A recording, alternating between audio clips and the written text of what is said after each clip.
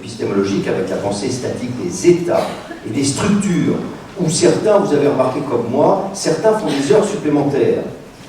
Le flux du grandir n'est pas réductible à un paradigme scientifique photographique qui se concentre sur un instant donné avec, par exemple, une évaluation quelconque, quelle qu'en soit l'acuité, Non. Le grandir ne peut s'envisager que dans la mouvance d'une approche cinématographique. En se référant à l'Héraquitéen, on ne se baigne jamais deux fois dans le même fleuve, on dira le grandir est un flux en restructuration permanente dont l'appréciation au présent ne peut prétendre cerner la complexité processuelle. Complexus signifie ce qui est tissé ensemble, et il y a complexité lorsque sont inséparables les éléments différents constituant un tout. Le processus du grandir élabore un tissu humain où chacun des fils sont interdépendants, interactifs et interrétroactifs. La complexité, dit Pierre Morin, c'est le lien entre l'unité et la multiplicité. Alors, dans ce contexte, seule une bavure scientiste, c'est-à-dire un déni de cette complexité polyfactorielle, eh bien, seule une bavure pourra donner l'illusion d'une compréhension exhaustive. Et au cœur de cette multifactorialité, je voudrais me poser devant vous cette question. Quelles sont aujourd'hui les premières dimensions princeps repérées comme constitutives de ce tissage humain du grandir? Étant entendu que, évidemment, je vais zoomer sur 3 d'entre elles, mais que je n'ai aucune prétention à imaginer quelque exhaustivité les concernant, et que d'ailleurs, il serait naïf, vain et mégalomaniaque que d'imaginer d'établir une liste de ces facteurs. Alors, premier brin de la trame. S'impose d'emblée, me semble-t-il, dans la dynamique de ce grandir, perçu dans toute sa complexité, la dimension de la dialectique génétique-environnement. Et vous avez vu que dans la littérature, c'est quelque chose qui est pris très très au sérieux, qui pèse lourd. L'intrication des facteurs génétiques et environnementaux est constante dans le grandir. La reconnaissance de sa complexité consiste à refuser toute théorie développementale où les facteurs génétiques ou bien les facteurs environnementaux seraient dans une position de suprématie exclusive et monopolistique à l'égard de l'autre. La reconnaissance de la constante dialectique génotype-phénotype en est actuellement une des meilleures illustrations. C'est-à-dire que, imaginez un combat de boxe entre les défenseurs de l'environnement et les défenseurs de la génétique, ça je crois qu'il faut laisser ça au deuxième et envisager à l'inverse, une dialectique extrêmement complexe. Deuxième brin tout à fait capital, la plasticité neuronale. Je crois qu'elle occupe désormais une place cruciale dans le grandir. Elle y implique un changement permanent où tout s'inscrit et où tout peut changer tout au long de la vie. Comme l'énonçait si bien François Ansermet lors du 2e congrès du collectif, à partir de l'exemple emblématique de la trace mnésique, la plasticité neuronale est à la fois continuité et discontinuité. François parlait de non-déterminisme diachronique, qui aboutit à l'affirmation que le grandir chez l'humain est un processus, je le cite, biologiquement déterminé pour ne pas être biologiquement déterminé, mais à l'inverse toujours ouvert à l'incidence de ses propres libres choix et des rencontres avec l'autre dans une culture donnée. Troisième brin essentiel de cette branche de la complexité du grandir, la singularité biopsychique inaliénable du sujet, son identité, signe ce processus du grandir déterminé à l'indéterminisme.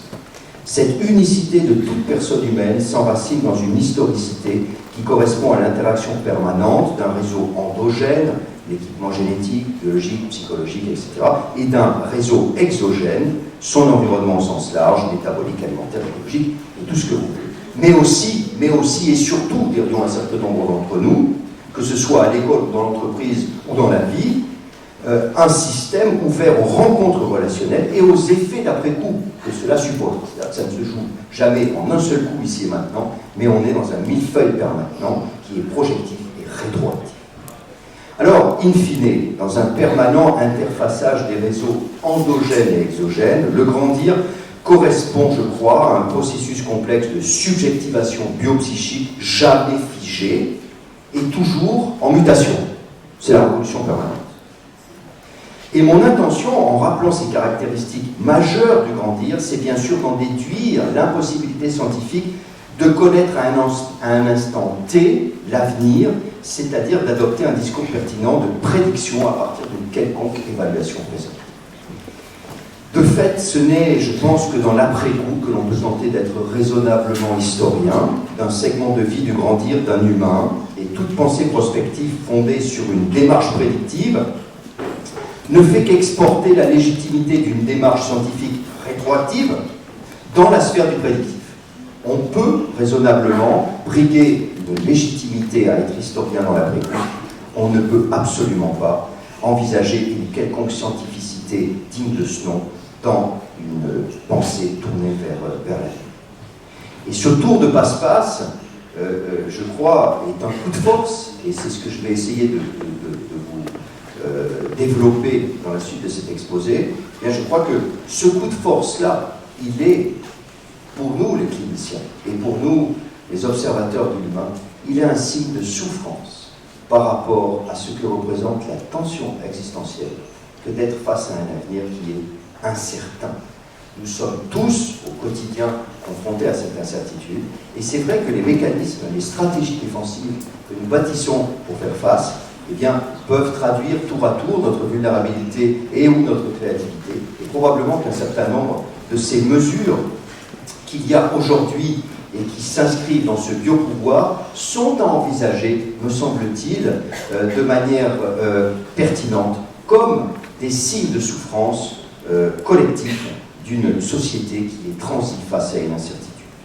Alors, vous pensez bien que quand on est rendu à ce point-là, quand on va envisager qu'un certain nombre de personnes censées être ceux qui soutiennent la complexité du processus du grandir, je pense aux enseignants, je pense aux soignants, eh bien, quand ceux-là sont ceux qui se mettent dans une perspective prédictive, ben on a là très précisément la définition de ce qu'est la iatrogénie, c'est-à-dire que c'est ceux qui sont censés être tuteurs et être vraiment dans un étayage créatif d'un processus complexe de grandir, qui se retrouve effectivement à diffuser un poison extrêmement délétère. Alors, comme le temps presse, je vous laisserai lire un jour dans un bon fauteuil ce que j'avais prévu en hommage à Edgar Morin de déployer sur ce qu'il en est du principe d'incertitude qu'on peut décliner tant au niveau cognitif qu'au niveau logique, au niveau rationnel et qu'au niveau psychologique, où, ça a été dit ce matin, et c'est un point épistémologique capital, l'inconscient est là en permanence pour rappeler qu'effectivement, cette incertitude, à nous-mêmes, à l'autre, collectivement, est vraiment aussi la garantie de notre créativité et de la poétique de notre sujet unique et qui s'historise chemin faisant. Alors, maintenant, vous dire quelques mots sur l'opposition que je crois importante entre prédiction et anticipation. On s'en souvient, le rapport d'expertise INSERM, on trouve des conduites chez l'enfant et l'adolescent, défendait une stratégie de prévention psychosociale qui reposait sur un dépistage du diagnostic médical catégoriel systématique, donc c'était une logique statistique prédictive et une thérapeutique de guidance comportementale parentale, associée à d'éventuelles prescriptions de psychothérapeute. Cette idéologie du rapport est finalement prototypique et elle n'a fait que se moduler en surface dans les différentes déclinaisons plus récentes de promotion de la santé mentale et à travers les différentes stratégies de contrôle qui ont été en grande partie listées dans les propos introductifs par Pierre. Et la prévention interdisciplinaire et en réseau des troubles de la parentalité et des disharmonies relationnelles précoces entre la natalité et la première enfance, qu'avec un certain nombre d'entre vous, nous essayons de déployer, notamment dans cet âge de la vie, mais on pourrait conjuguer cet état d'esprit à d'autres âges de la vie, ben, je dirais qu'à l'inverse de cette optique de la prédiction, on essaye d'envisager une logique de l'anticipation. Et c'est sur cette opposition que j'aimerais vous donner quelques rudiments pour que peut-être à l'avenir, dans ce collectif, on puisse aussi, avec cette terminologie, envisager cette bipolarité et mieux sentir au quotidien de nos actions cliniques, éducatives, mais aussi dans le discours politique, ce qui se réfère à la polarité de la prédiction et ce qui se réfère à la polarité de l'anticipation. Alors, selon l'étymologie, l'anticipation ante capere s'enracine d'emblée dans le passé.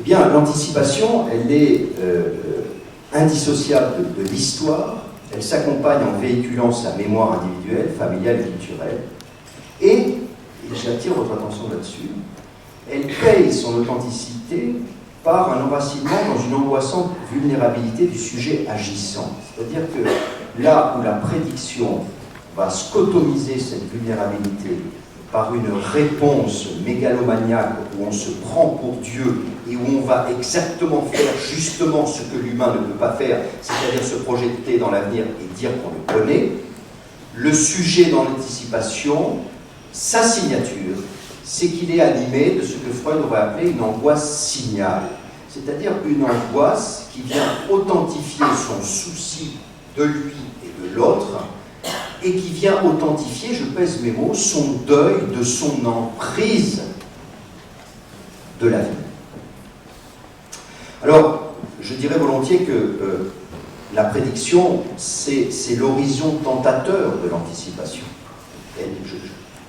Finalement, la prédiction exprime la virtualité aliénante, probablement chez le petit garçon de 2-3 ans, ou la petite fille, hein, c'est-à-dire on a vu passer là tout à l'heure, effectivement avec l'apprivoisement que propose Serge Tisseron avec son jeu en maternelle, des protocoles, le mot est malheureux, des scénarios qui vont permettre à l'enfant d'envisager justement être dans une interaction humaine où la prédiction n'est pas à l'ordre du jour, mais plutôt la négociation de l'anticipation.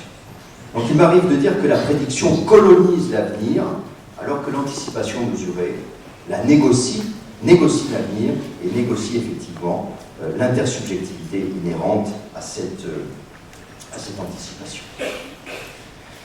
Le terreau dans lequel j'ai puisé les arguments de différenciation entre cette anticipation et cette prédiction, eh bien c'est le terreau clinique de la parentalité, et je dirais en particulier de la parentalité prénatale, soumise à l'incertitude de la grossesse.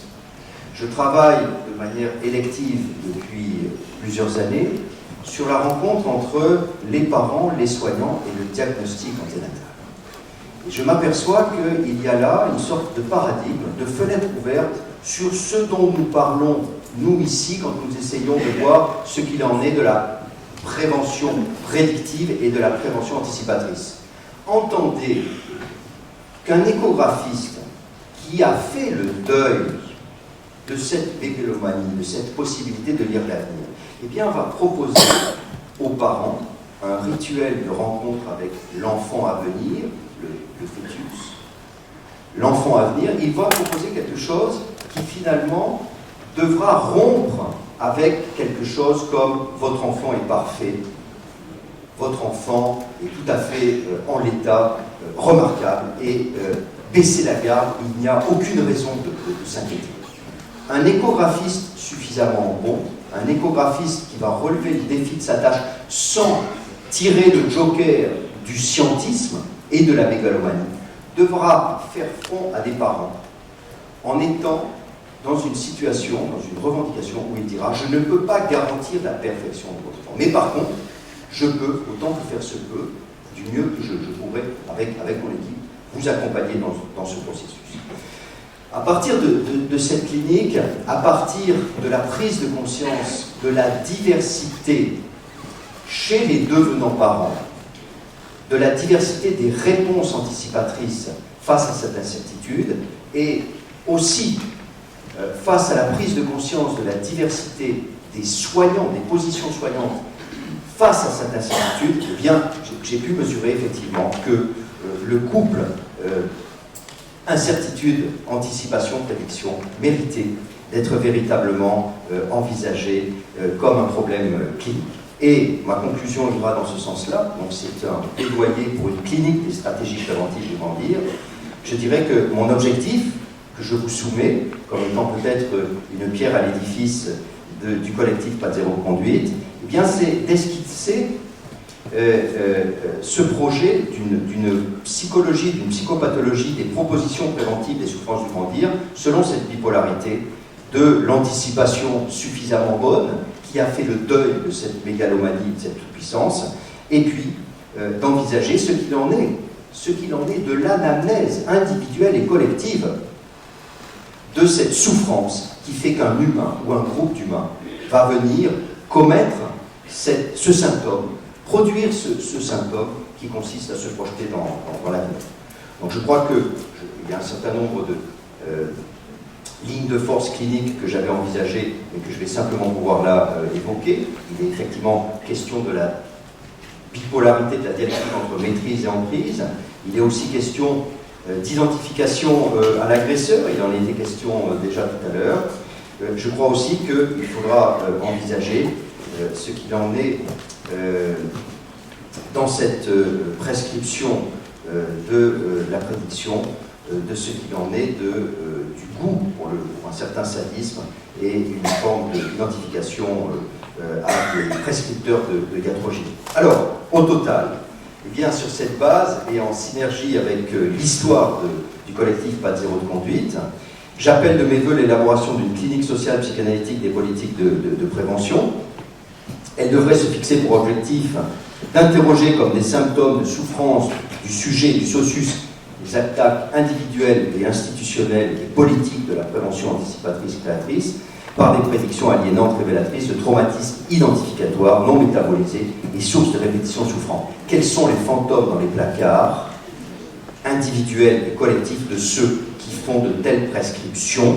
Quels sont les symptômes, les souffrances qui les animent? Et cette clinique pourrait être une des voies qui s'exprime dans l'agora publique d'un observatoire indisciplinaire constitué de professionnels concernés mobilisés, dans le meilleur des cas, dans la négociation concertée de projets de prévention médico-psychosociale.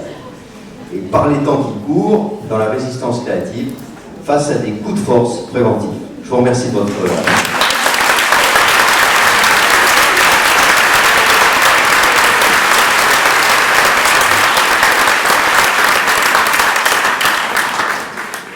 Merci beaucoup à Sylvain qui a joué le jeu de raccourcir pour essayer de rattraper un tant soit peu le retard et qui, au-delà des propositions conceptuelles qu'il a pu faire, débouche sur une proposition concrète de clinique ou d'observatoire dont il faudra peut-être réfléchir l'avenir tous ensemble dans nos différents lieux d'exercice. Proposition à retenir. Donc Sylvain nous a proposé d'inscrire le dynamique du grandir chez l'enfant, ce que Pierre de Lyon ce matin en introduction, celui que Pierre de Lyon ce matin appelait l'allant devenant sujet, dans une logique d'anticipation. Christiane Simon-Lang, qui va se présenter dans le cours de son intervention, va nous donner à voir comment le temps et l'espace laissés à l'enfant rendent favorables en eux-mêmes, et pas bien sûr indépendamment ni de la parole dont parlait Nathalie ce matin, ni de la rencontre, mais comment le temps et l'espace laissé à l'enfant rendent cette anticipation, cette logique d'anticipation dont Sylvain vient de tracer les contours favorables. Isabelle Millon enchaînera avec Christiane en axant son propos justement sur la parole comme tuteur de l'axe de développement de l'enfant, et c'est bien cette complémentarité-là que cette table ronde avait vocation à mettre en avant. Christiane Simon, merci.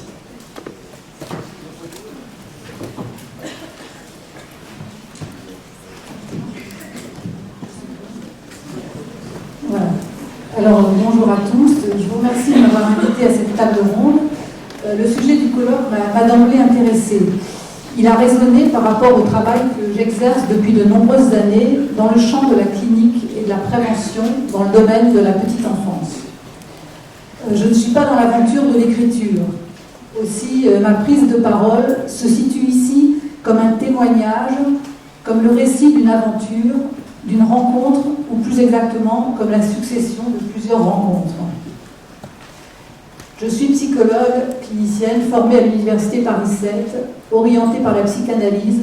J'ai suivi en parallèle à mes études les séminaires de Françoise Dolto, psychanalyste. Dans ce cadre, j'ai entendu parler du projet Maison Verte, et ce, bien avant qu'il ne se mette en place en janvier 1979. Alors que je travaillais au sein d'un centre médico-psychopédagogique où je recevais en consultation des enfants en difficulté avec leurs parents, le projet de Françoise Dolto de créer un lieu de rencontre et de loisirs pour les tout-petits avec leurs parents m'a vivement intéressée. Le constat de Françoise Dolto était le suivant. L'enfant ne fait la connaissance de l'autre qu'au prix de la séparation d'avec les personnes qui fondent son identité et sa sécurité, c'est-à-dire ses parents. Ce projet de lieu articulait les apports de la psychanalyse dans le champ social avec l'idée force de prévention des troubles relationnels précoces. Il s'agissait de faciliter l'entrée du tout-petit dans la vie sociale, de préparer l'expérience de la séparation qui, mal vécue, peut être à l'origine de symptômes graves avec le temps. La Maison Verte est née dans ce contexte de réflexion avec un dispositif singulier qui va signer son originalité et sa spécificité. La Maison Verte se situait dans un projet innovant, différent de toutes les structures existantes. Je ne vais pas trop vite, ça va. En effet, la Maison Verte n'est ni un lieu de garde, ni un lieu de soins, ni un lieu d'éducation. Elle est le résultat d'une rencontre avec d'autres, essentiellement des psychanalystes et des travailleurs sociaux. Dans ce lieu qui condense et reflète toute son expérience de psychanalyste, Françoise Dolto, alors déjà très âgée, a utilisé les concepts psychanalytiques pour les exporter dans l'espace social. La Maison Verte a ouvert ses portes à Paris dans le 15e arrondissement le 6 janvier 1979, et c'est à ce moment-là que je suis allée rencontrer les fondateurs et découvrir son fonctionnement. Je quitte Paris pour Strasbourg en 1980. Je suis habitée par la volonté de rencontrer à Strasbourg, où je m'installe alors, des professionnels intéressés par la création d'une Maison Verte. Un groupe de travail de 5 personnes au départ s'est attelé avec moi à la réalisation de ce projet. En 1982, l'association Petite Enfance, Parentalité et Socialité, réunissant des professionnels, psychologues, psychanalystes, éducateurs, est fondée à Strasbourg. Notre association travaille à la concrétisation du projet et après 4 années, nos réflexions et nos recherches aboutissent. La Maisonnée voit le jour à Strasbourg. Françoise Dolto inaugure la Maisonnée le 6 février 1986 et une équipe élargie d'une quinzaine de professionnels allait la faire fonctionner. Donc, que sont ces structures de type Maison Verte et qu'est-ce que la Maisonnée ? Je reprends. La Maisonnée, donc, est un lieu d'accueil et de rencontre, d'échange et de loisirs pour parents et enfants de la naissance à 4 ans. C'est un dispositif ingénieux par sa simplicité et rigoureux par son cadre. Aucun point de ce dispositif n'est superflu, car il permet d'atteindre des objectifs qui sont multiples. Parmi ces objectifs, j'en citerai quelques-uns essentiels. Donc, faciliter l'entrée dans la vie sociale dès la naissance et prévenir les troubles relationnels précoces. Préparer enfants et parents aux futures séparations, que ce soit en crèche, avec garderie, école maternelle, assistante maternelle. Favoriser l'autonomie sans contrainte. Accompagner les parents parfois très seuls face aux questions des difficultés quotidiennes rencontrées avec leurs enfants. Donc, quels sont ces principes fondamentaux de fonctionnement de ce lieu ? Au niveau de l'enfant accueilli, l'enfant est notre premier interlocuteur. C'est à lui que nous nous adressons en premier, et ceci quel que soit son âge. C'est à sa personne que nous parlons, disait Françoise Dolto. Nous l'accueillons par son prénom. Son prénom est inscrit sur un tableau situé à l'entrée, et nous lui faisons visiter les lieux en lui expliquant les règles qui y règnent. Par cette nomination et l'inscription de son prénom par un tiers, l'enfant acquiert un statut de petite personne distincte. il est aussi introduit dans le monde social. Et j'évoquerai ici la remarque de cette jeune mère venue pour la première fois avec son fils de 4 mois, disant « Ça me fait du bien de vous entendre lui parler », a-t-elle dit, découvrant surprise l'effet de la parole adressée en propre à son enfant par un autre adulte. En autre principe, il y a l'anonymat qui est garanti. L'enfant est prénommé, et donc c'est avec ce prénom qu'il est appelé à la maisonnée. Et c'est en référence à ce prénom que l'adulte est désigné maman ou papa d'eux, et c'est ce prénom qui reste inscrit sur le cahier journalier qui est le témoin du passage de l'enfant à la maisonnée. L'amplitude horaire d'ouverture à la maisonnée est très large et elle a toute son importance. Nous sommes ouverts tous les jours, même le samedi, tous les après-midi. En ce qui concerne l'adulte accompagnateur, l'enfant donc il vient toujours accompagné, que ce soit le père, la mère, les grands-parents, une assistante maternelle ou un adulte tutélaire, et donc cet adulte reste toujours avec lui. En ce qui concerne les accueillants, l'équipe est composée de 12 professionnels, psychanalystes, psychologues, qui ne se présentent pas en tant que tels, mais qui se désignent sous l'appellation d'accueillants. Tous ont l'expérience d'une psychanalyse personnelle et une activité professionnelle en dehors de la maisonnée. Notre référence et nos outils de travail se réfèrent à la théorie et à la clinique psychanalytique. Du fait de la rotation régulière des accueillants, qui n'y sont qu'une fois par semaine à jour fixe, ce qui offre une grande diversité à l'accueil, c'est un lieu qui appartient plus aux parents et aux enfants qu'à une équipe. Chaque après-midi a son rythme, son style. C'est un point essentiel du dispositif inventé par Françoise Dolto. Les accueillants vont favoriser les échanges, les rencontres et les paroles vraies relatives à la quotidienneté ou à l'inquiétude ressentie face à certains événements ou situations. Quatrièmement, il y aura les règles de fonctionnement. Donc les enfants sont soumis dans ce lieu à 2 règles qui les engagent dans un processus de socialisation, de vivre ensemble. Ces règles, c'est le port d'un tablier pour jouer à l'eau et l'interdiction de rouler avec des porteurs ou tricycles dans un espace réservé aux bébés. Donc ces 2 règles, loin de gêner la relation aux enfants, ouvrent au contraire la voie à la parole et au dialogue structurant et constructif. Le débat avec l'enfant, confronté aux limites imposées par l'énoncé de ces règles, ouvre des perspectives et lui permet d'accéder à la créativité et à la liberté de faire d'autres choix. Et cela me fait penser, par exemple, à cette petite fille de 3 ans et demi à qui on avait énoncé la règle de ne pas traverser l'espace bébé avec son camion. Et d'emblée, en y toisant et avec un sourire resplendissant, elle a pris le camion, elle l'a mis sur sa tête et elle a traversé l'espace. Donc c'était, voilà. Et aussi la question de la limite par rapport aux 4 ans. C'est vrai que quand l'enfant a atteint cette limite, on énonce aussi à l'enfant bien avant qu'en fait, à partir de son anniversaire, il aura soufflé ses 4 bougies, il ne pourra plus venir à la maisonnée. Et cette petite fille qui venait depuis même avant la naissance, puisque sa maman, c'était une deuxième enfant, une fratrie de... Et donc cette petite fille est venue fêter son anniversaire des 4 ans et à la sortie, quand on lui a dit que, effectivement, elle nous a dit « mais je pourrais revenir quand je serai maman ». Et c'était merveilleux parce qu'elle a eu cette répartie. Voilà, donc les enfants découvrent le plaisir de la transgression et entendent que l'interdit porte non sur le désir reconnu et parlé, mais sur sa réalisation. Alors une dernière condition de réalisation de ce projet, c'est son indépendance. L'association qui gère la structure doit disposer de la plus large autonomie et n'être dépendante d'aucun organisme ou institution susceptible d'influencer à un moment ou à un autre les orientations choisies et les modalités de travail retenues. La dernière condition, c'est la participation aux frais qui est nécessaire mais qui est laissée libre à la libre appréciation de chacun. Françoise Dolto permettait par cette condition que chacun prenne part donc, à la vie de ce lieu, à l'existence, et elle remettait en cause de ce fait la notion d'assistanat. Donc voilà ce qu'il en est du cadre posé, définissant cet espace de transition intermédiaire entre la famille avec ses règles propres et le social avec ses limites spécifiques. Donc la maisonnée constitue un projet sans visée normative où l'enfant qui est accueilli entre dans un groupe social constitué de petits et de grands, accueillant et parents.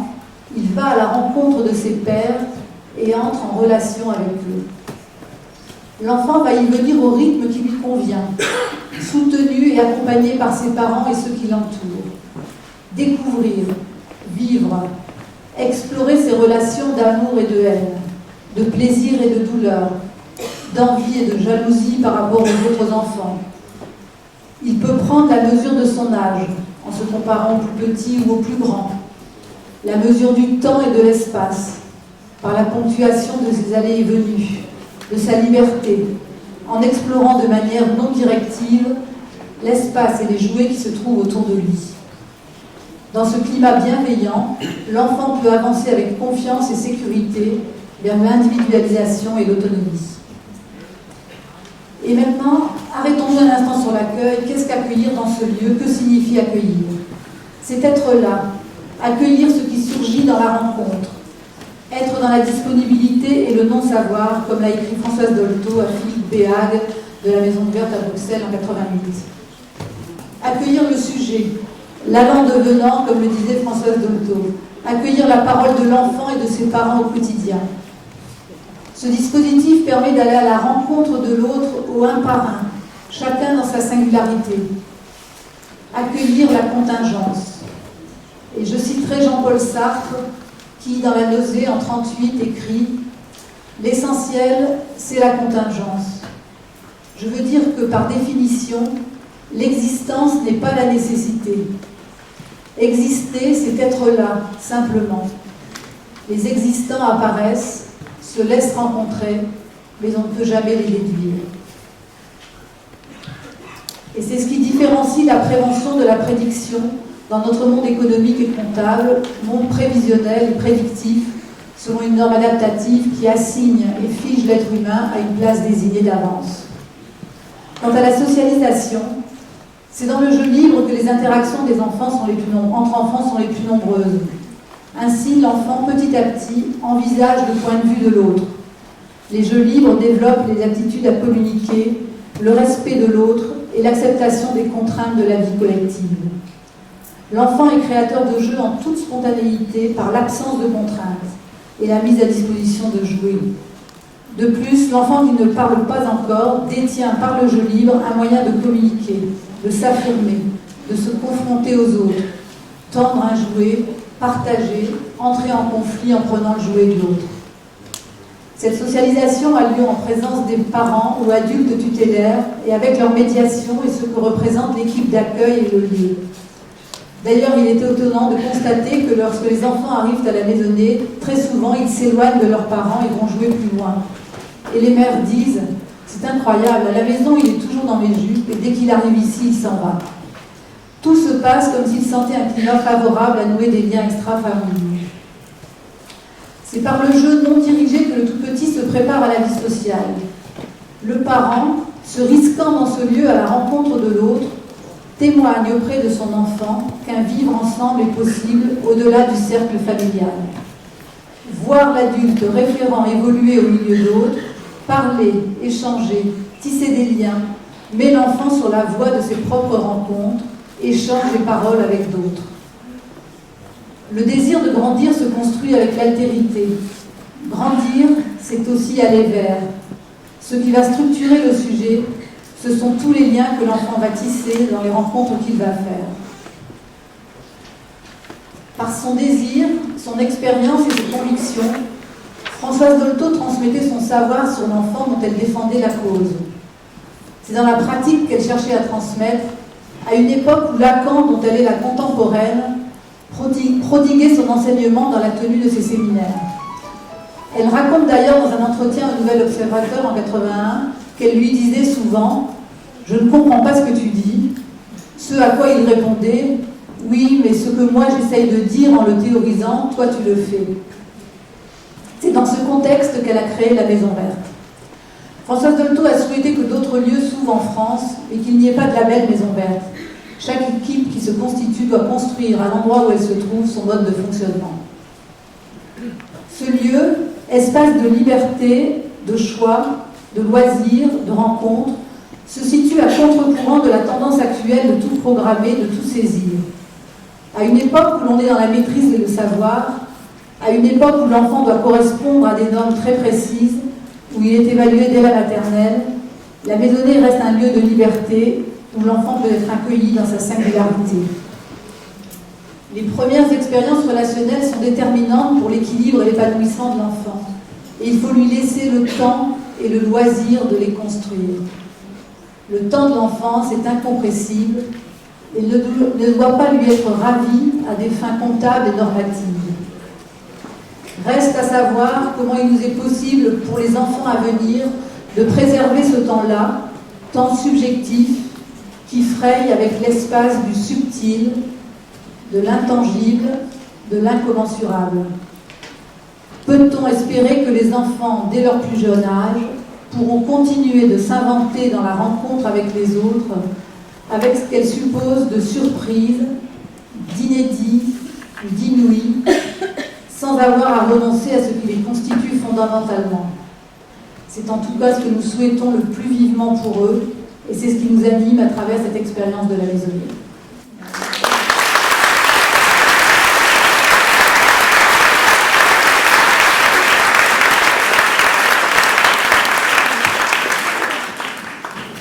Merci beaucoup à Christiane pour cette promenade.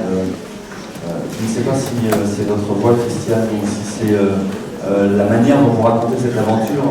J'avais personnellement très envie d'aller faire un tour à cause de cette sérénité qui émane de vos propos et de ces lieux où effectivement l'enfant n'est pas suspendu à autant que l'adulte, mais où il peut enfin disposer de son temps à lui. Pour revenir et pour introduire le propos d'Isabelle Millon, qui va nous dire qu'il est possible, chez les petits aussi, de penser, de philosopher, même si en France c'est réservé aux classes terminales. Revenir sur un propos de la table ronde numéro 1 de ce matin, qui a pu éventuellement faire bondir quelques enseignants dans la salle, j'allais dire dans la classe. C'est vrai que nos classes sont peuplées, parfois en nombre important. Si les projets gouvernementaux aboutissent en nombre de plus en plus important, et que souvent l'enseignant y est seul. Pour autant, de cette rencontre singulière entre l'enseignant et les 28 ou les 30 qui lui sont confiés, peuvent amener, y compris dans la dynamique que Sylvain décrivait tout à l'heure, à l'enfant à être cet être grandissant, même si les conditions ne sont pas toujours favorables à un épanouissement optimal. Et de décrire, comme ça a pu être fait peut-être rapidement ce matin, la masse que représente une classe et l'affrontement que serait nécessairement faire classe face à des élèves, comme une entrave permanente et habituelle de l'école, me paraît un peu rapide et réducteur. La preuve en est que dans des classes a priori que tout oppose, chez des tout petits de maternelle, comme avec des jeunes adolescents en grande difficulté scolaire, comme on peut les trouver dans les sections d'enseignement général et professionnel adapté, les SECPA, on peut, avec eux, conduire à la pensée. Et c'est ce que nous propose de faire Isabelle Millon ce matin. Merci. Ok. Merci, bonjour et merci de m'avoir invité à ce colloque. Voilà, donc je suis Isabelle Millon, donc je suis philosophe praticienne, animatrice de débats philosophiques, formatrice, documentaliste, et je travaille depuis une vingtaine d'années avec Oscar Brunifier, donc, qui est philosophe et auteur de nombreux ouvrages de philosophie pour enfants. Livre auquel je collabore d'ailleurs depuis pas mal de temps. Voilà, donc je précise donc que ce travail, en fait, que cette communication que je vais vous présenter n'aurait pas pu se faire sans les enseignants, animateurs sociaux avec qui je travaille depuis longtemps, et je tiens d'ailleurs ici à les en remercier. Voilà, donc pour ma part, mon travail se situe essentiellement au sein d'établissements scolaires où je mène des projets avec des enfants et adolescents de 3 à 18 ans, donc je travaille aussi bien en maternelle qu'en lycée, surtout lycée professionnel. Donc, élèves issus d'immigration, donc dans des quartiers défavorisés, dans 93, 95, classe de SECPA, élève décrocheur, enfant du voyage de 14 à 16 ans. Donc je travaille aussi à Pau, dans le sud-ouest de la France, donc depuis 3 ans, où je mène aussi ce genre d'atelier. Et j'ai aussi mené des projets d'ateliers philosophiques dans divers pays, principalement sur le continent africain, Algérie, Burkina Faso, Niger, Rwanda, et également un projet au Pérou en août dernier. Et là, je tiens, et tant pis, je vais en faire grincer plus d'un, que les classes dont on se plaint en permanence ici, sur le continent africain, parfois atteignent des effectifs assez impressionnants. J'ai travaillé par exemple avec des classes de CE1, CE2 au Burkina Faso où il y avait près de 120 élèves, une seule enseignante. L'enseignante me dit, après 120, on a le droit de refuser et ils vont dans l'école voisine. Parfois ils peuvent, parfois ils ne peuvent pas. Voilà, mais bon, ça c'était une petite anecdote, petite parenthèse. Et je vais quand même démarrer cette communication par une citation de Lévinas que j'aime beaucoup, donc qui dit « Autrui est à la fois mon semblable et différent. Il est à la fois un autre que moi et un autre moi. Il est ce que je ne suis pas. Il est à la fois le plus proche et le plus lointain. » Pour les enfants, qu'ils vivent dans des conditions précaires ou dans de bonnes conditions, apprendre à penser ensemble est très important car cela s'adresse directement au rapport que l'être humain entretient avec le monde qui l'entoure et avec lui-même. C'est voir l'autre, cet autrui, comme un possible interlocuteur et non comme une menace. Tout geste posé, toute parole prononcée n'est pas anodin. La parole est destinée à être construite, à se construire et non à soulager sa pensée. Philosopher, c'est penser la pensée. C'est arracher l'opinion à elle-même en la mettant à l'épreuve. On prend une idée comme elle est, pour ce qu'elle est, et on la travaille, comme un sculpteur avec la glaise. On la sort de son statut d'évidence, de ses certitudes, on la confronte pour arriver à une pensée construite et élaborée. On apprend à assumer qui on est, ce qu'on dit. S'il y a acceptation de soi, il y a acceptation de l'autre. On accepte aussi de se tromper. On apprend à ne pas craindre l'erreur. Et là, je vous renvoie à Hegel, philosophe allemand, qui dit « la vérité suppose l'erreur ». Or, dans l'école, on n'a pas le droit à l'erreur. Et donc moi, je leur dis « mais l'erreur est essentielle ». Quand on pense, c'est absolument essentiel. Alors, pour faire quand même un rapide historique de la philosophie pour enfants, donc c'est Matthew Lipman qui en a été l'instigateur dans les années 70. Inspiré du philosophe pragmatiste John Dewey, il voit l'enfant comme un chercheur et un expérimentateur. Il est très critique à l'égard de l'école qu'il accuse de rendre les enfants passifs. Il pointe la faute sur la formation donnée aux enseignants, qu'il juge trop conservatrice et traditionnelle. Depuis une quinzaine d'années, en France et dans beaucoup d'autres pays, sur tous les continents, les enseignants ont introduit le débat philosophique avec les enfants en s'inspirant de traditions philosophiques diverses. Il est un obstacle récurrent qui empêche de comprendre la nature et les enjeux de l'exercice philosophique lorsqu'il prend la forme d'une discussion. Celui qui consiste à penser que philosopher revient à s'exprimer, à communiquer ou à défendre une thèse. Si cela est en effet possible, je souhaite plutôt travailler l'idée d'un discours philosophique comme un discours qui se saisit lui-même, qui se voit lui-même, qui s'élabore de manière consciente et déterminée. Philosopher ne consiste pas uniquement à penser, mais cela enjoint de penser la pensée, de prendre la pensée pour objet de pensée. Cela signifie de convoquer des idées, tout en étant conscient, ou du moins en tentant de prendre conscience, de la nature, des implications et des conséquences des idées que nous exprimons. Nos idées, mais aussi celles de nos interlocuteurs. Donc en France, la philosophie est généralement vue comme une discipline scolaire qui est enseignée en terminale, mais par exemple en Espagne, elle est enseignée dès la seconde, au Niger, dès la classe de première. Mais est-ce qu'on philosophe vraiment en terminale ? À l'époque, quand même, je vous rappelle que la philosophie, à son origine, avait pour but la sagesse, l'éthique et la métaphysique, mais également l'étude des mathématiques, de la littérature et de l'histoire. On n'apprenait pas uniquement, on pensait ce que l'on apprenait. Or, c'est quelque chose qu'on ne fait pas à l'école, ou du moins très rarement. Pour Platon, une vie qui n'est pas examinée ne mérite pas d'être vécue. Mais elle dit aussi qu'on ne peut philosopher qu'à un âge mûr, à l'âge de raison, donc qui était 40 ans à l'époque, correspondait à l'âge de vieillesse. Montaigne et Nietzsche, plus tardifs, étaient favorables à un apprentissage précoce de la réflexion. Alors qu'en est-il? Peut-on philosopher avec les enfants? Même les tout petits. À quoi sert un atelier de philosophie avec les enfants? La philosophie est-elle uniquement une activité intellectuelle ou est-elle aussi un outil qui nous permet de mieux vivre, d'être plus humain? La philosophie est-elle seulement un discours ou peut-elle avoir une pratique? Donc la philosophie, je dis la philosophie avec des enfants permettrait d'éveiller l'esprit et à les initier à une démarche. Ça permet de développer leur potentiel réflexif, de développer leur capacité cognitive, favoriser leur autonomie, et là on est dans le « je pense donc je suis » de Descartes, de les éveiller à la citoyenneté active. Ils apprennent à devenir des sujets actifs et non passifs. Et pour moi, c'est aussi un moyen d'apprendre à grandir. Et je travaille avec des tout petits, dès la maternelle. Avec les petites sections, c'est pas toujours évident. Déjà, on travaille uniquement sur l'appropriation du langage. L'atelier philo est aussi un moyen de répondre à l'échec scolaire.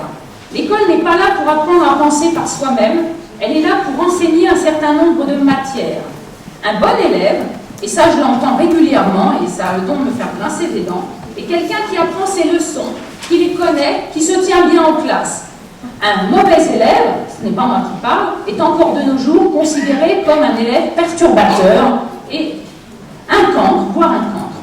Dans les ateliers philo, et je l'ai remarqué, mais les enseignants surtout qui me le disent ensuite, donc à plusieurs reprises que ce ne sont pas nécessairement les bons élèves qui participent le plus, mais souvent ceux qui ont des difficultés d'apprentissage.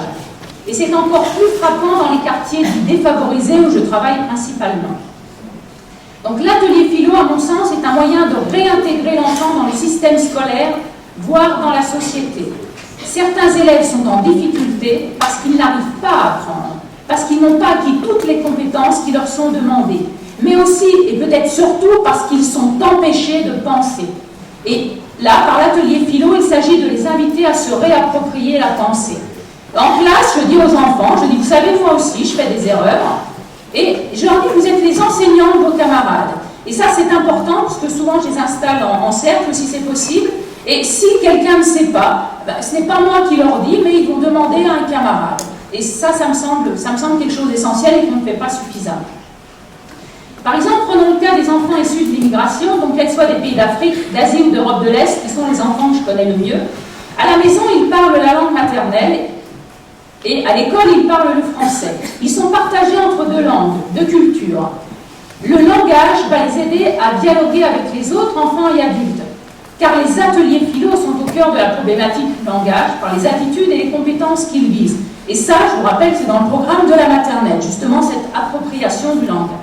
Alors, je vais passer sur un certain nombre de choses. Voilà, et je vais vous parler des trois aspects de l'atelier philo avec les enfants qui me semblent essentiels. Aspect social, intellectuel et existentiel. Voilà, donc l'aspect social, être et penser dans le groupe. La pensée qui permet d'être avec les autres. Souvent, l'enfant a du mal à trouver sa place. L'atelier philo lui permet de prendre en compte la singularité de sa parole. Il lui apporte une liberté de penser, une confiance en lui-même qui l'amènera progressivement à se décentrer et à tenir compte de l'autre. C'est aussi une manière de le responsabiliser par rapport à ce qu'il dit, par rapport à ce qu'il fait. C'est se rendre compte qu'à côté de lui, il y en a d'autres qui pensent et qui peuvent vivre autrement. C'est apprendre à considérer l'autre. La parole permet de prendre sa place dans un débat. Elle n'est pas simplement là pour communiquer, elle est là pour engager un dialogue avec autrui. Par un travail sur les attitudes, l'enfant est capable de trouver et prendre sa place dans le débat et le travail collectif. Et pour un petit, qu'il soit en maternelle ou primaire, c'est quelque chose d'essentiel. Se mettre en position d'écoute, ne pas lever le doigt quand quelqu'un parle, s'intéresser à la parole et à la pensée de l'autre. Écouter autrui, que ce soit un autre élève ou l'enseignant, montre un intérêt pour sa parole, même si on ne l'aime pas, même si on n'est pas d'accord avec lui, et valorise tout un chacun. Cela permet aussi de mieux le comprendre et d'être plus attentif. Alors, l'aspect intellectuel qui est pensé par soi-même mais avec les autres, la pensée qui se construit avec les autres collectivement. Un enfant, dès qu'il peut parler, est capable de s'approprier l'objet de sa recherche, d'apprendre et de comprendre avec les autres. Il est également capable d'analyser les propos qu'il entend. L'aspect existentiel, être soi-même, et ça c'est important, ça permet de prendre conscience de soi, de ses idées, de son comportement, que sa parole a du sens.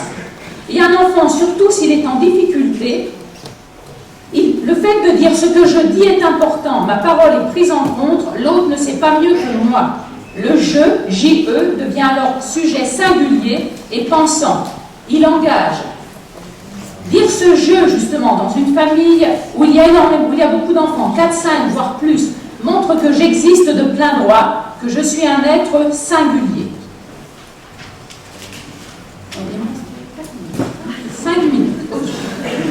Alors donc, je vais quand même parler des difficultés des enseignants.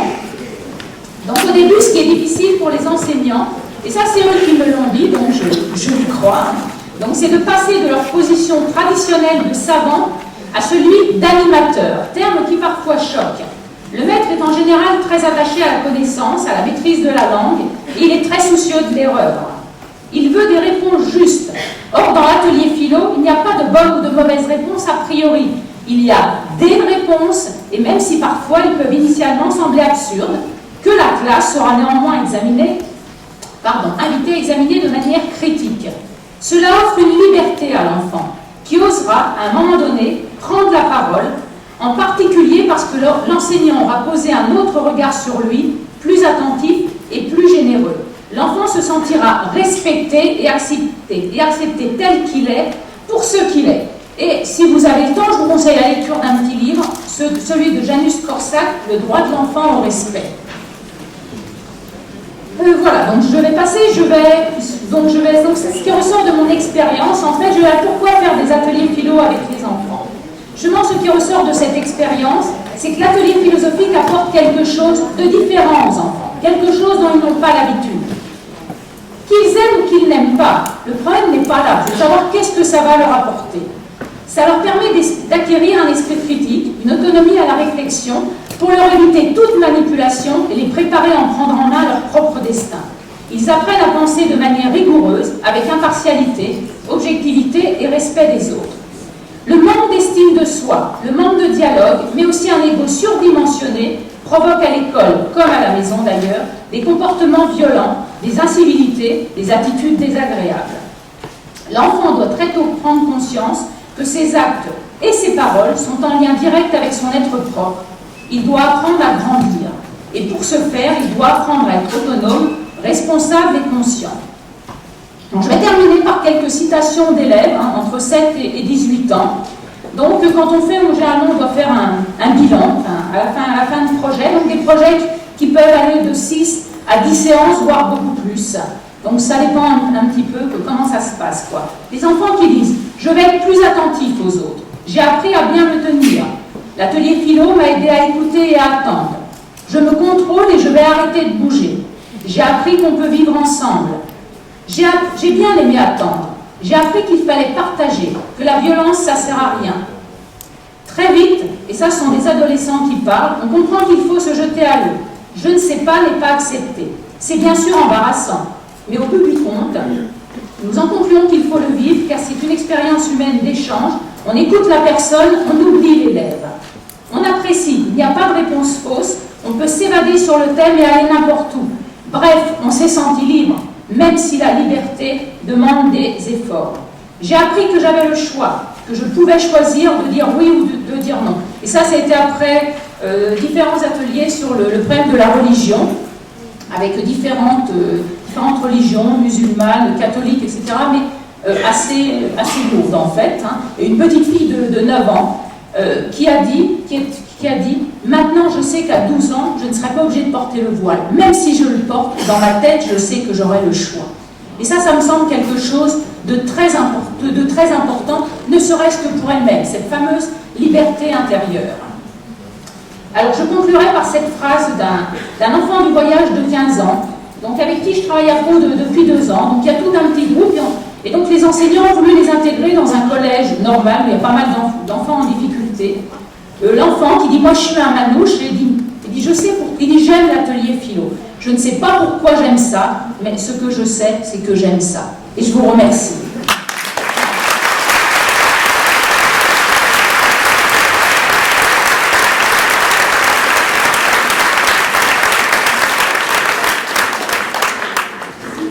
Merci beaucoup à Isabelle Mouillon qui a joué le jeu aussi, a beaucoup raccourci son intervention que vous pourrez retrouver in extenso dans les actes du colloque dès qu'ils paraîtront.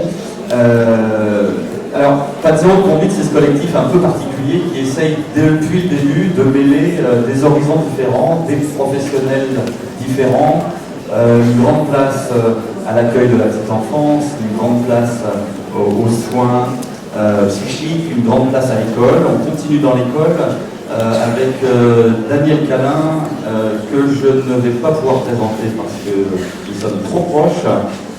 Simplement pour mieux le situer par rapport aux actions de Pas de zéro de conduite, vous dire qu'il a été l'un des initiateurs de 2 pétitions qui, à leur époque, ont un petit peu fait du bruit. C'était au moment de la loi du 11 février 2005 sur le handicap, pétition qui s'intitulait « Les élèves en difficulté ne sont pas tous des enfants handicapés » et « La scolarisation ordinaire pour tous est inadaptée, voire dangereuse, pour des réponses adaptées aux besoins spécifiques de chacun ». Voilà, ça le replace dans un contexte qui n'est pas complètement étranger aux travaux de Pas de zéro de conduite. Ce matin, il se propose d'éclairer d'une manière parfois peut-être un peu provocatrice, mais pour ouvrir l'appétit, ce n'est peut-être pas mal, la notion d'autorité dont on peut dire que l'environnement actuel nous rebat les oreilles. Daniel. Oui. Par rapport aux 3 interventions que je viens d'entendre, je suis effectivement assez nettement en décalage, parce que les 3 intervenants, chacun à leur façon, se sont positionnés dans un accompagnement du grandir, dans une ouverture à la parole de l'enfant et à ses efforts de pensée, même si dans les ateliers philo, par exemple, on est dans quelque chose de structuré. Donc ça me facilite un peu le travail parce que ça fait une transition. Moi, je vais me situer du côté de ceux qui bordent de toute façon cette ouverture à l'enfant et à sa spontanéité, donc du côté de l'autorité. Un peu en décalage par rapport aux préoccupations habituelles de Pas de zéro de conduite, effectivement, qui a plutôt tendance à partir d'un fond d'opposition à ce qu'on fait passer comme autorité. Alors ça m'a semblé important, y compris effectivement en situation de participation à un colloque de Pas de zéro de conduite, parce que le pouvoir politique auquel nous sommes confrontés, c'est pas vraiment nouveau, mais ça s'empire, et sérieusement, ne cesse de propager par différents moyens, avec tous ces idéologues de cours, l'idée selon laquelle notre société souffrirait d'un manque d'autorité dans le domaine de l'enfance, mais dans d'autres domaines. Ce pouvoir ne cesse de développer un arsenal répressif et prend tout prétexte pour développer cet arsenal répressif. Il développe aussi, dans le cadre de cet arsenal répressif un ensemble de mesures de contrôle visant à renforcer cette autorité considérée comme défaillante, aussi bien du côté des familles que du côté des professionnels, pour les inciter, voire les forcer, à exercer cette autorité de façon présentée comme plus forte, plus rigoureuse, et des choses de cet ordre-là. Alors, ce discours officiel du pouvoir, d'abord, est très populaire. Ça passe très bien dans l'opinion publique, en dehors d'une frange à fond libertaire résistante définitivement à ce genre de discours. Enfin, c'est un discours qui passe très très bien. C'est un discours qui correspond à des demandes sociales, y compris à des demandes du côté des adolescents. Par exemple, depuis une vingtaine d'années, quand on demande aux adolescents ce qu'ils reprochent aux adultes, c'est de ne pas être assez autoritaire, d'une certaine façon. 30 ans avant, non pas, enfin, si on remonte une décennie, le reproche était contraire, c'était le reproche post-68 d'être trop autoritaire, de ne pas leur laisser vivre leur. On est dans une inversion par rapport à ces mouvements sociétaux par rapport à l'autorité. Il y a une demande d'autorité réelle, effective, compréhensible à certains égards, qui est utilisée par le pouvoir politique pour conduire les politiques contre lesquelles le Pas de zéro de conduite très clairement s'est créé. C'est pourquoi il me semble nécessaire de démonter ce qu'il y a de profondément illusoire et mensonger dans ces discours sur l'autorité, en revenant sur cette notion d'autorité qui se présente comme une évidence. C'est évident qu'il faut de l'autorité sur les enfants, c'est évident qu'il faut des responsables, et ainsi de suite. Et ce discours de l'autorité évidente doit être, me semble-t-il, si on veut lutter contre lui et ne pas se retrouver assez rapidement face à des déferlantes autoritaristes jusqu'au bout de cette logique, et on sait ce qu'il y a au bout de cette logique, il me semble important de lutter contre ces représentations très répandues et de restituer l'autorité, de décortiquer cette notion d'autorité, sa réalité, sa complexité, et de la resituer dans ce qu'elle a effectivement de souhaitable et d'acceptable, qui n'est certainement pas le retrait de l'allocation familiale aux parents laxistes.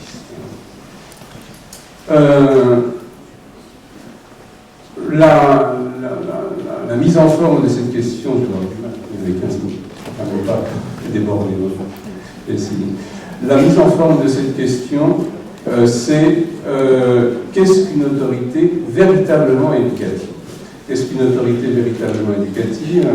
Et je pose d'emblée l'idée qu'une autorité véritablement éducative, ce n'est certainement pas une autorité mise au service de la normalisation, et de la normalisation de surface d'ailleurs nécessairement, des enfants et des adolescents à des fins d'adaptation de la société telle qu'elle est. Bon, c'est le monde de Tremblay, ça. Hein, le monde de Roger Tremblay, oui. C'est pas le monde de Oui Oui. Ça se donne des allures de monde de Oui, mais c'est un monde terrifiant. Une autorité véritablement éducative, donc c'est pas une autorité normalisatrice, c'est une autorité qui est mise au service, selon moi, qui est mise au service de la construction de l'autonomie personnelle du sujet, on dit du côté psy, des adultes de demain, des citoyens de demain, si l'on veut, laquelle construction de l'autonomie personnelle inclut évidemment, et peut-être avant tout, leur future capacité à jeter un regard critique sur le monde tel qu'il est, et certainement pas à s'y adapter sans réflexion. Alors, première... Je laisse ma montre sous mes yeux. Première remarque à propos de cette autorité éducative. Quand on entend certains discours, on a l'impression que c'est complètement oublié, alors que s'il y a une évidence, c'est celle-là. C'est que la vie humaine, ça ne commence pas avec l'autorité. Il faut être complètement malade, et il y a des malades, incontestablement, pour songer à éduquer un nourrisson. On n'éduque pas un nourrisson, évidemment. Enfin, évidemment. Oui, évidemment, effectivement. Pour une fois, on n'éduque pas un nourrisson. L'enfant humain, dans ses premiers jours, est tellement démuni qu'il appelle à l'évidence, ou devrait appeler à l'évidence, tout autre chose que l'autorité. Absolument pas d'autorité, d'ailleurs. Absolument pas d'autorité. C'est pas un peu, non, c'est pas du tout. C'est une autre logique, totalement opposée d'ailleurs à la logique de l'autorité. Quelle que soit cette logique de l'autorité, l'enfant humain appelle à des soins, à ce que l'on a pris l'habitude d'appeler maternage, et je vais reprendre cette notion, et il appelle d'ailleurs à des soins intenses, continus. Les parents de jeunes nourrissons, surtout quand ils sont primo-parents, comme on dit parfois maintenant, le découvrent un peu lourdement.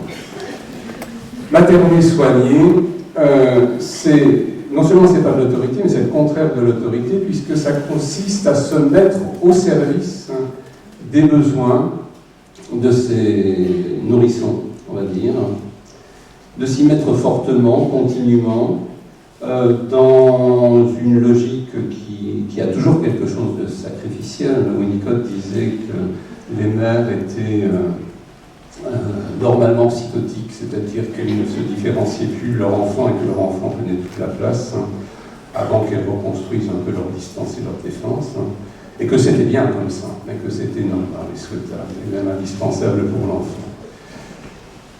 Donc, si on fouille un petit peu, et ça me semble important, se soigner, materner, un nourrisson, ce n'est même pas satisfaire ses besoins, c'est aller au-devant de besoins dont le nourrisson n'a aucune conscience claire et qu'il ne sait pas exprimer de façon différenciée, sinon sur le mode de la manifestation indifférenciée confuse de malaise.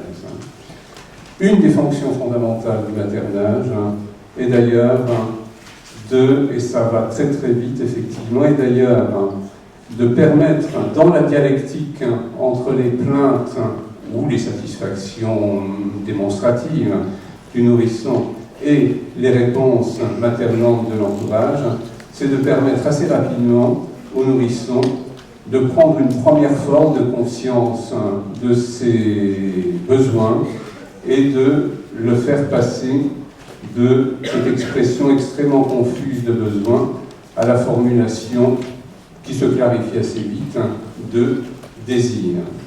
Et c'est là une première humanisation absolument fondamentale de l'enfant humain que de le faire passer de sa situation animale d'être de besoin à la situation humaine d'être de désir. Et dès que l'enfant commence à être capable le nourrisson, le tout petit bébé, commence à être capable de formuler des désirs de façon un peu différenciée, il formule toujours immédiatement un premier désir que Bettelheim a appelé le désir de mutualité, c'est-à-dire le désir d'être pris dans ses bras au-delà de tout besoin, le désir d'être bercé, le désir d'être cajolé, d'une façon générale le désir d'être en lien. Et c'est là la première matrice de la socialisation. À nouveau, la socialisation ne commence pas du tout avec le maternel, avec l'autorité, sinon on est dans une logique d'emblée totalitaire d'une certaine façon. La socialisation commence par ce maternage qui permet à l'enfant et qui appelle l'enfant à entrer dans l'univers des liens humains. Voilà. Donc l'autorité, ça commence après. Ça commence, on va dire, autour de 18 mois, quand l'enfant a grandi, qu'il n'est plus du tout dans cette désorientation initiale, qu'il commence à savoir un peu trop bien d'ailleurs ce qu'il veut, qu'il a une série de compétences, il marche, il court, il tape, il frappe, il manipule les objets et les adultes, et donc d'une certaine façon, les adultes se retrouvent bon gré mal gré, acculés à ne plus être seulement dans le maternage, sinon ils se présentent se retrouvent dans des situations difficiles, disons, mais à commencer à faire tout à fait autre chose, qui est, on peut dire faire la loi, mais par poser des règles, des limites, et par imposer un certain nombre de choses à l'enfant, en termes de limites, en termes d'obligations d'ailleurs aussi, ce qui est encore pire aux yeux de l'enfant. Alors, l'enfant de 18 mois, quand on commence à faire autre chose que servir ses désirs, et qu'on a l'idée étrange à ses yeux de vouloir lui imposer nos volontés à nous, évidemment, ne se laisse pas faire. Ça donne les bouderies, les caprices, enfin tout l'arsenal possible dont est capable un enfant de 2 ans pour mettre à mal, on va dire, psychiquement les adultes qui se positionnent comme éducateurs et exercent une autorité éducative sur lui. La première fonction de cette autorité éducative, qui est en lien avec cette rébellion du très jeune enfant contre cette autorité éducative, c'est c'est d'amener l'enfant à introduire dans ses conduites et sa personnalité autre chose que la loi de ses désirs. Pour dire les choses de façon un peu caricaturale, dans le maternage, l'enfant est roi, et tout enfant doit d'abord être roi. Évidemment, un roi, ça n'obéit pas, un roi, ça manifeste ses désirs qui sont des ordres, ça commande, et ainsi de suite, et puis ça envoie les guillotines, ceux qui ne sont pas d'accord. L'enfant, donc, humain, doit d'abord être roi, le maternage le positionne comme roi, On dit souvent dans le vocabulaire psychanalytique que l'enfant, dans la deuxième année, développe des fantasmes de toute puissance, des fantasmes mégalomaniaques. La réalité, à mon sens, est un peu différente de ça, c'est que l'enfant humain, au bout du maternage, et quand ce maternage a été suffisamment bon, est dans une position, est mis par le maternage lui-même dans une position de domination, dans une position de royauté, dans une position mégalomaniaque, si on veut. Cette mégalomanie infantile, c'est le résultat du maternage. Et l'exercice de l'autorité peut être pensé comme une destitution de cet enfant. Il s'agit, sa fonction fondamentale, quelles que soient les règles que l'on met en avant, peu importe, c'est souvent très secondaire d'ailleurs les grands conflits éducatifs premiers, autour de bricoles, et pas forcément de choses très significatives, peu importe, mais la fonction est bien de destituer l'enfant de sa position d'enfant droit pour le faire entrer, que l'on a créé soi-même, ça me semble important, pour le faire entrer dans une logique de la séparation, individuation, et dans une logique de relation moins dissymétrique que celle dans laquelle on l'a posé d'abord. J'accélère complètement pour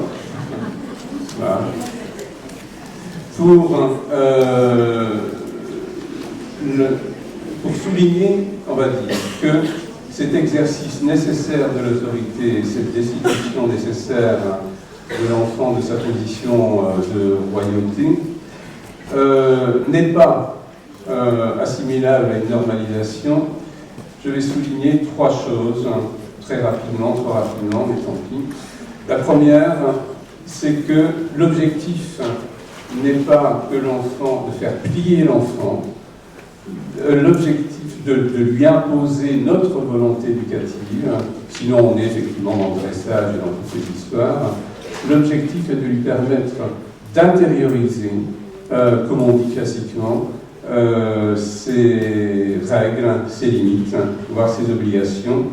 Et l'objectif est, en termes psychanalytiques, de l'aider à construire en lui-même un surmoi, si l'on veut, et donc de contribuer à un élément essentiel du développement de sa personnalité.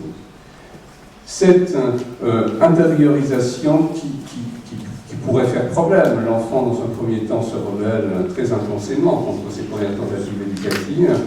Cette intériorisation, en fait, si les parents tiennent à peu près la route, ou les autres adultes éducateurs tiennent à peu près la route, se fait très facilement, finalement, durant cette période, pour une raison très simple, souvent mal mise en avant, me semble-t-il, c'est que ces adultes éducateurs ont été et sont encore des adultes maternants. Et tant que l'enfant est dans cette position et dominé dans une logique du maternage, même s'il commence à grandir un peu, il ne se différencie qu'en partie de ces adultes. Ces adultes ne sont pas vraiment des personnages extérieurs, ce sont des adultes qui font partie, à certains égards, pour une part encore, de sa réalité interne.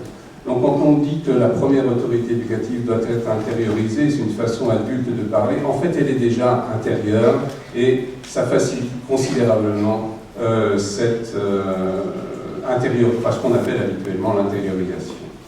J'ajoute que c'est toujours comme ça par la suite. C'est-à-dire que même quand on a affaire à des enfants beaucoup plus grands ou à des adolescents, et même des adultes d'ailleurs, l'autorité n'est acceptable, merci, l'autorité n'est jamais acceptable au sens d'intériorisable que dans la mesure où elle est exercée par des personnes qui par ailleurs nous maternent, entre guillemets, nous apportent des choses, nous font du bien, avec lesquelles on peut développer une sorte d'arrière-plan de lien fondamental.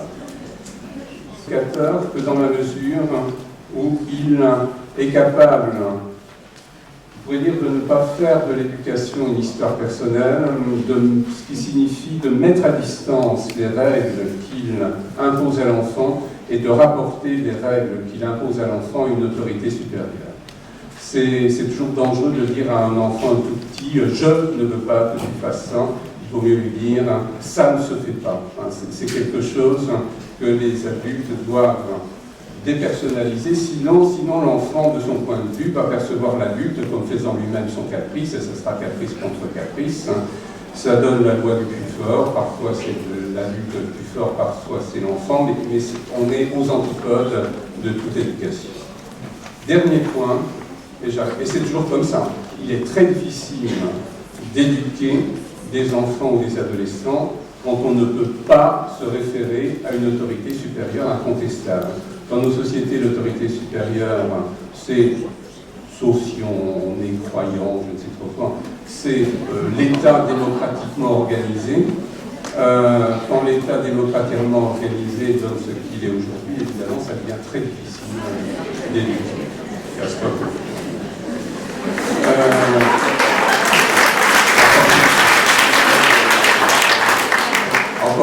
Encore une toute petite chose. Ouais, encore une toute petite chose, c'est que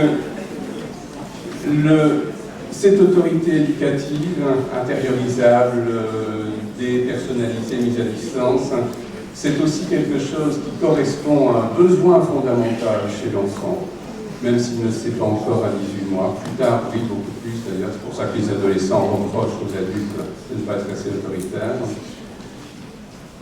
Parce que un enfant qui n'a pas intégré une autorité éducative est un enfant qui est soumis à bout portant, à son impulsivité, à ses pulsions et au chaos et aux contradictions fondamentales de ses pulsions, et qui s'épuise à gérer, tant bien que mal, souvent mal d'ailleurs, ses pulsions. L'autorité éducative n'est éducative que dans la mesure où elle est intériorisable, et ainsi de suite, c'est-à-dire dans la mesure où elle augmente la sérénité intérieure, la disponibilité intérieure de l'enfant pour investir d'autres choses que la gestion épuisante de son chaos pulsionnel interne. Voilà.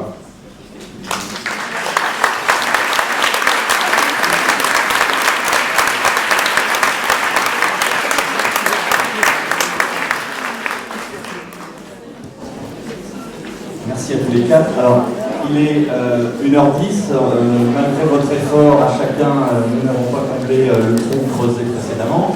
Merci aux petits camarades. Il est 1h10. On se donne dernière limite jusqu'à 1h20. Sylvain va faire un petit mot conclusif. On prendra peut-être 2 questions. On ne va pas pouvoir en prendre plus. Non, pardon, Michel va faire un petit mot conclusif, excusez-moi, pardon. On prendra 2 questions, on vous rend à vos estomacs et on vous retrouve comme prévu à 14h, donc les choses vont s'enchaîner assez vite.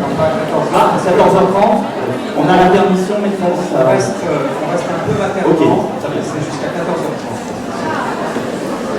Michel Gagnard, le mot de synthèse de cette table ronde.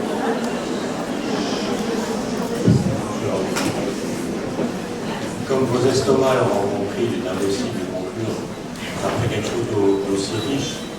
Alors, pour essayer d'aider à se positionner, à faire avec la privation d'une part, la frustration d'autre part, ayez en tête que tout ce que les intervenants de cette table ronde avaient envie de vous transmettre et qu'ils ont généreusement sabré, vous puissiez aller vous reconstituer.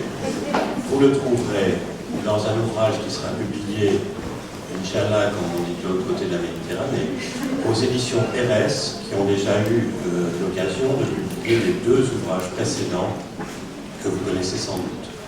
Et ce qui sera publié permettra d'enrichir même ce que chacun avait écrit, des réflexions qu'aura produit notre échange.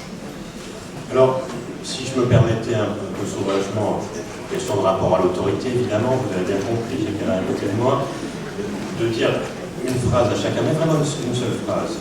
À Sylvain, oui, penser ce qui chez l'autre fait traumatisme et qui le conduit à faire de la prédiction, mais aussi penser les conditions de possibilité, ne pas oublier ce que Brazelli a dit.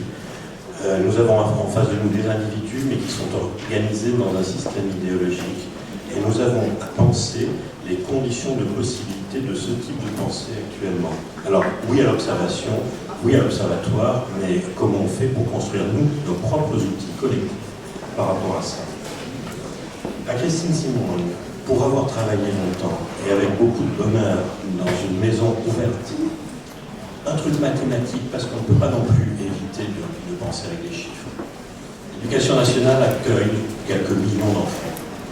Les lieux d'accueil enfants-parents qui sont héritiers, parfois en ayant perdu un certain nombre de choses du cadre que vous avez décrit très rigoureusement, des maisons ouvertes, ça concerne chaque année quelques dizaines de millions d'enfants. Il y a un facteur 100. Un facteur 100, ça veut dire que ce qui se défend dans les maisons ouvertes, c'est bien sûr une certaine conception de l'enfant, mais n'imaginons pas que ça concerne tous les enfants qui pourraient en bénéficier. Et je dirais la même chose de cette riche expérience qui nous a été présentée, de proposer aux enfants de faire de la philosophie. Et donc la phrase pour Madame qui est à côté de moi, c'est « Le bébé est sans doute un philosophe, une bonne développementaliste américaine, c'est pas un défaut totalement rédhibitoire. » Alison Gopnik a écrit un truc qui se lit assez bien, c'est écrit de façon un peu démago, mais c'est pas grave, pour dire que le bébé répond en philosophe à un certain nombre de choses. Et puis pour dire, et à Calin, je dirais que, je vais être complètement direct, c'est-à-dire je vais assumer ici le fait qu'on est dans un lieu où il y a possibilité de travailler de façon critique entre des professions, des conceptions du monde, des conceptions de l'enfant un peu différentes. Je dirais que le bébé qu'il nous a décrit, moi je ne m'y reconnais pas. Le bébé du maternage est un bébé actif qui rentre dans l'interaction, qui en sort et qui met en jeu et auquel il faut effectivement répondre, mais dont on n'a pas forcément à lui répondre toujours oui. On peut, d'un mouvement de sourcil, indiquer à un bébé, je ne dis pas que c'est de l'autorité au sens où tu l'entends, mais indiquer à un bébé qu'on va réguler quelque chose qui se passe chez lui, qui répond à un besoin qu'on a entendu, qu'on l'invite à en faire une demande, je laisse de côté la question du désir, je suis sur la question de la demande, et qu'on négocie, allez, peut-être après les 40 jours, mais au deuxième mois, on négocie quelque chose avec lui qui n'est pas tout puissant, et c'est ça, c'est la capacité que nous aurons d'entourer ceux qui s'occupent du bébé pour qu'ils soient bien pour négocier avec le bébé avant le 18 mois, qui permet le travail indispensable dont tu as parlé. Voilà, et là-dessus je me tais pour les...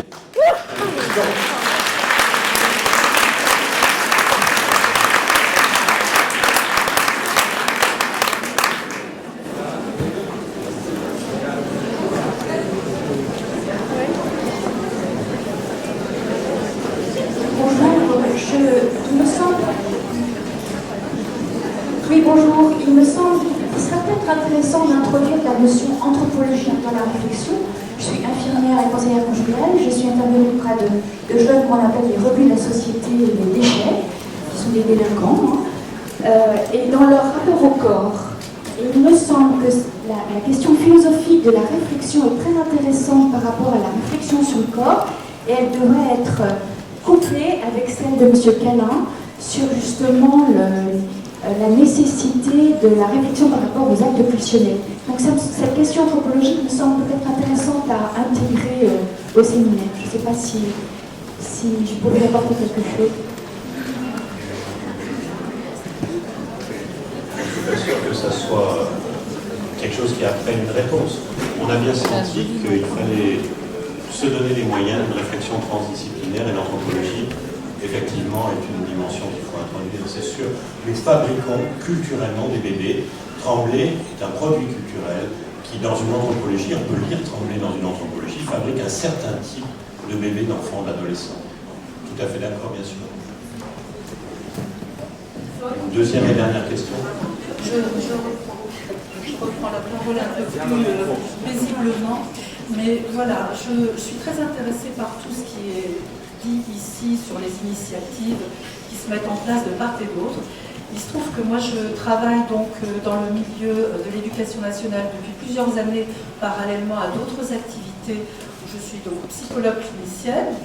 Et ce que je remarque, c'est quand même une dégradation, et toutes ces initiatives-là prennent place finalement dans une situation, moi, que je remarque en voie de régression depuis de nombreuses années. Et je suis étonnée qu'on semble oublier toutes les initiatives de réflexion de l'éducation nationale des années 80, si vous voulez, tout ce qui était autour de la relation éducative, ces gens qui se sont posés des questions sur comment transmettre des savoirs effectivement d'une autre façon. Et voilà, on est là face à une sorte de réparation. Comme vous le disiez, madame, moi je remarque des enseignants quand même très en souffrance, très en difficulté, ayant une propension maintenant à se diriger un peu plus vers des réactions autoritaires et à ne plus supporter l'erreur, mais eux-mêmes sont soumis à des pressions, et là je rejoins ce qui a été dit par ailleurs. Il y a quelque chose comme ça, quand on est soi-même, on ne se sent pas soi-même libre et autonome d'une certaine manière, tout en ayant des comptes à rendre, hein, ça ne veut pas dire être dans la toute-puissance. Peut-on apprendre en quelque sorte la liberté de penser aux enfants? Enfin, quand même, tout ce sont des questions.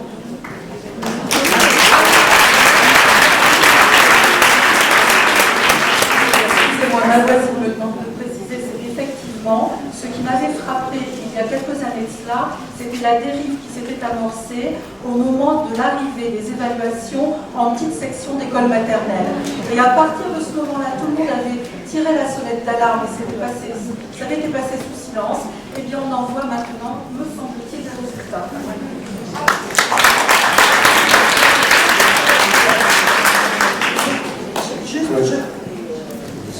Oui, jamais 203. Allez, la troisième. En fait, c'était une intervention que je voulais faire après la première intervention. Donc, je vais faire vite. Je suis Christine Massorieux, j'ai fait de la formation d'enseignant et j'ai travaillé avec l'équipe ESCOL à Paris 8 et je suis actuellement militante au groupe français d'éducation nouvelle. Et par rapport à ce qui s'est dit ce matin sur la question de la prévention et tout à l'heure de l'anticipation, à l'école maternelle, on n'est pas dans des logiques d'anticipation mais de prévention. Et une prévention qui s'oriente de plus en plus vers une psychologisation et une médicalisation de ce qui est appelé la difficulté scolaire avec un grand D, où les enfants sont des enfants en difficulté en un seul mot, qui renvoie à des troubles, entre guillemets, enfin en tout cas c'est posé comme trouble de type psychologique, liés essentiellement, et ça a été dénoncé depuis 20 ans, 30 ans par le CRESAS, qui sont très souvent une difficulté à entrer dans des logiques socio-culturelles qui ne sont pas celles du milieu d'origine, sans pour autant qu'il y ait une hiérarchie entre les différents milieux. Et donc ces enfants que l'on dit en difficulté sont des enfants qui sont dans un rapport d'étrangeté avec l'école et avec ses pratiques sociales et culturelles. Et je crois qu'il ne faut pas oublier cette dimension-là, qui est une dimension politique, sans quoi on prend le risque de s'enfermer encore dans des logiques d'individualisation de ce qui fait difficulté, et on ne va pas du tout s'en sortir.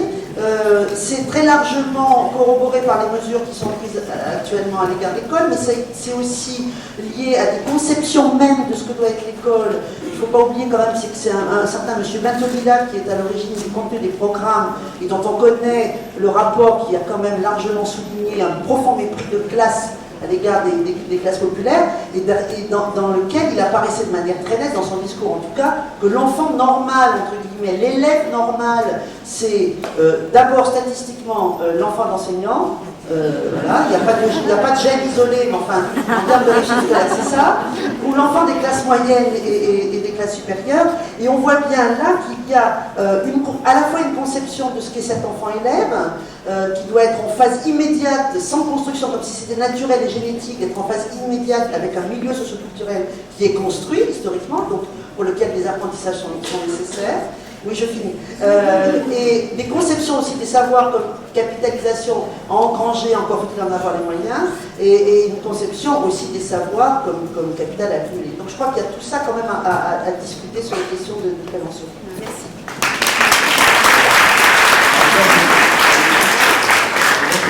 Donnez juste une information. Oui, pour répondre à tout ce qui vient d'être dit, je voulais juste donner une information sur un site que vient de lancer l'UNIOPS au niveau de son comité petite enfance, sur tout ce qui est action innovante, mais c'est pas vraiment le terme, mais en tout cas pour permettre aux personnes de se relier entre elles. Donc par rapport à ce qui vient d'être dit, c'est bien beau, mais il y a plein d'initiatives qui n'existent pas ou qui sont en train de disparaître. L'UNIOPS a lancé cette initiative-là qui me semble très intéressante pour qu'un peu partout en France, les gens puissent se rassembler. Donc il faut aller sur le site de l'UNIOPS au niveau de comité petite enfance. Hein. UNIOPS, excusez-moi pour la fin.